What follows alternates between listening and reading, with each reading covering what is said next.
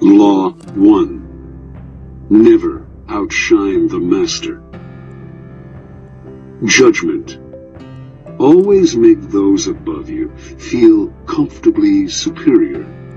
In your desire to please and impress them, do not go too far in displaying your talents, or you might accomplish the opposite, inspire fear and insecurity. Make your masters appear more brilliant than they are, and you will attain the heights of power.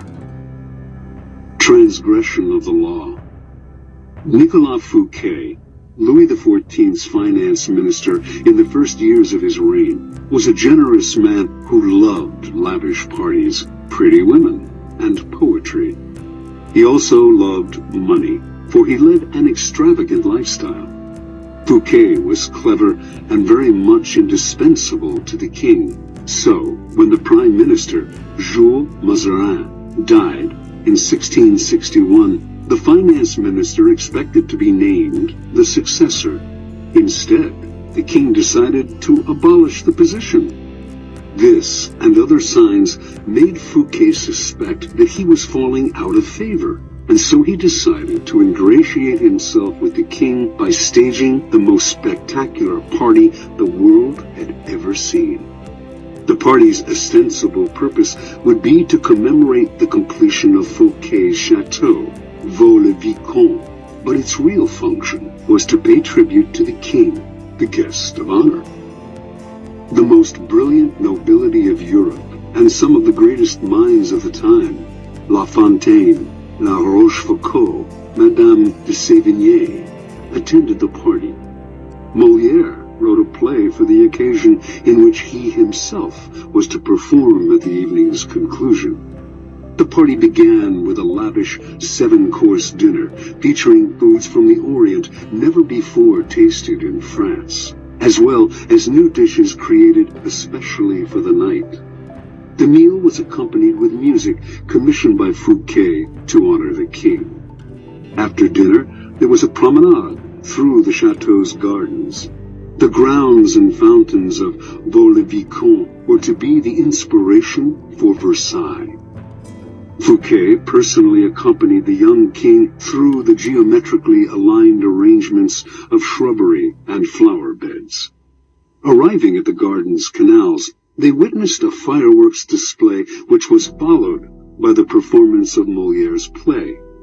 The party ran well into the night, and everyone agreed it was the most amazing affair they had ever attended.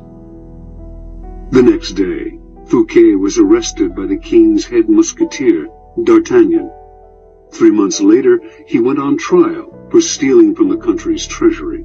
Actually, most of the stealing he was accused of, he had done on the king's behalf and with the king's permission. Fouquet was found guilty and sent to the most isolated prison in France, high in the Pyrenees Mountains, where he spent the last 20 years of his life in solitary confinement. Interpretation.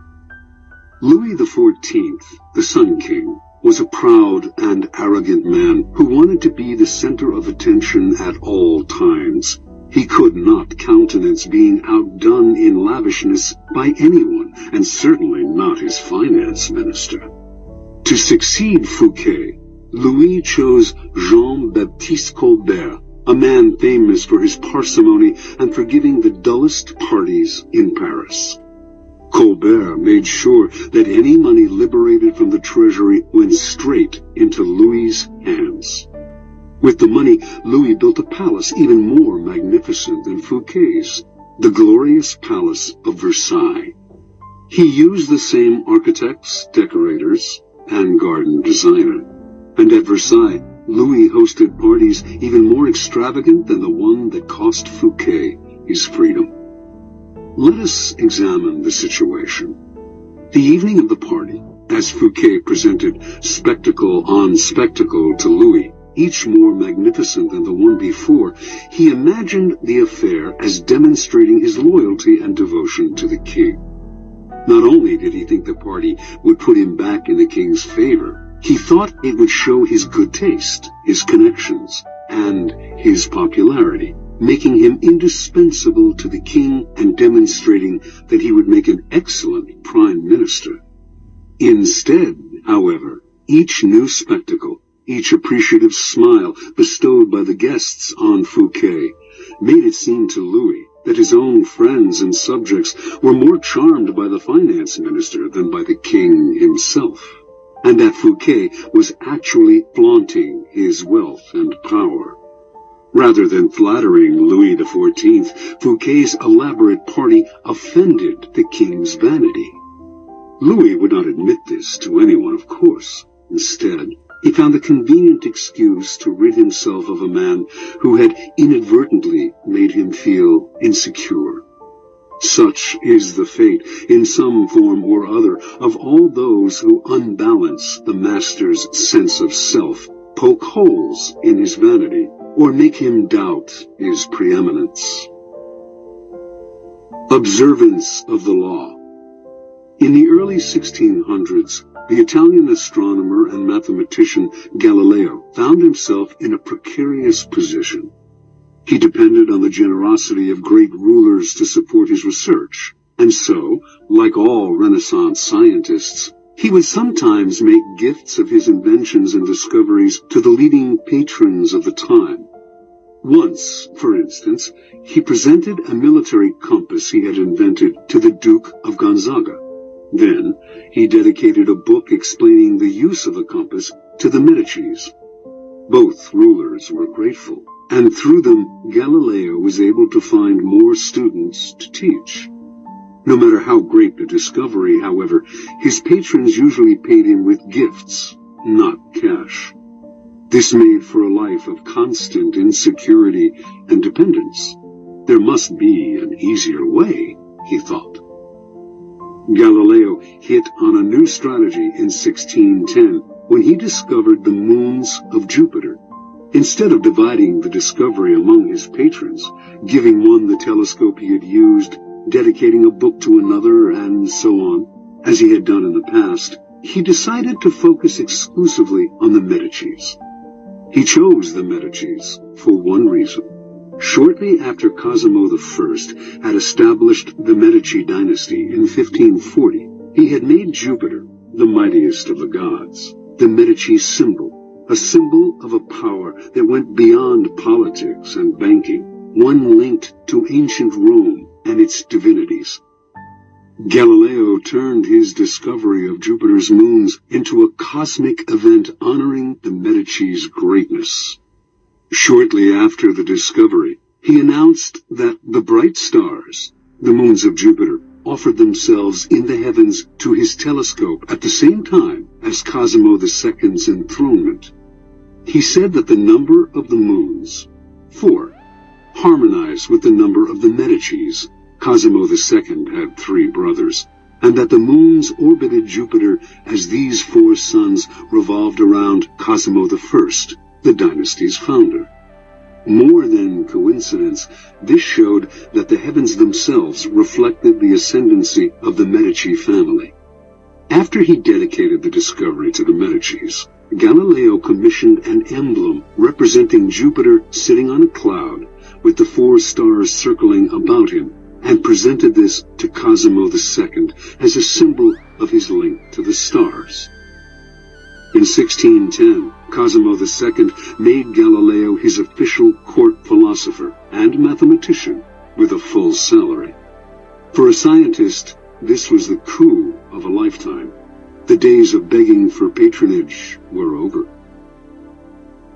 Interpretation. In one stroke, Galileo gained more with his new strategy than he had in years of begging. The reason is simple. All masters want to appear more brilliant than other people. The producer of a great work wants to feel he is more than just the provider of the financing. He wants to appear creative and powerful and also more important than the work produced in his name. Instead of insecurity, you must give him glory. Galileo did not challenge the intellectual authority of the Medicis with his discovery, or make them feel inferior in any way. By literally aligning them with the stars, he made them shine brilliantly among the courts of Italy. He did not outshine the master. He made the master outshine all others. Keys to power. When it comes to power, outshining the master is perhaps the worst mistake of all. Do not fool yourself into thinking that life has changed much since the days of Louis XIV and the Medicis. Those who attain high standing in life are like kings and queens. They want to feel secure in their positions and superior to those around them in intelligence, wit, and charm. It is a deadly but common misperception to believe that by displaying and vaunting your gifts and talents, you are winning the master's affection. He may feign appreciation, but at his first opportunity, he will replace you with someone less intelligent, less attractive, less threatening, just as Louis XIV replaced the sparkling Fouquet with the bland Colbert. And as with Louis, he will not admit the truth, but will find an excuse to rid himself of your presence. This law involves two rules that you must realize. First, you can inadvertently outshine a master simply by being yourself. There are masters who are more insecure than others, monstrously insecure. You may naturally outshine them by your charm and grace. No one had more natural talents than Astore Manfredi, Prince of Faenza. The most handsome of all the young princes of Italy, he captivated his subjects with his generosity and open spirit. In the year 1500, Cesare Borgia laid siege to Faenza. When the city surrendered, the citizens expected the worst from the cruel Borgia, who, however, decided to spare the town. He simply occupied its fortress, executed none of its citizens, and allowed Prince Manfredi, 18 at the time, to remain with his court in complete freedom. A few weeks later, though, soldiers hauled Astore Manfredi away to a Roman prison. A year after that, his body was fished out of the river Tiber, a stone tied around his neck. Borgia justified the horrible deed with some sort of trumped-up charge of treason and conspiracy. But the real problem was that he was notoriously vain and insecure. The young man was outshining him without even trying. Given Manfredi's natural talents, the prince's mere presence made Borgia seem less attractive and charismatic. The lesson is simple. If you cannot help being charming and superior, you must learn to avoid such monsters of vanity. Either that, or find a way to mute your good qualities when in the company of a Cesare Borgia. Second, never imagine that because the master loves you, you can do anything you want. Entire books could be written about favorites who fell out of favor by taking their status for granted, for daring to outshine. Knowing the dangers of outshining your master, you can turn this law to your advantage. First, you must flatter and puff up your master. Overt flattery can be effective, but has its limits. It is too direct and obvious, and looks bad to other courtiers. Discreet flattery is much more powerful. If you are more intelligent than your master, for example, seem the opposite.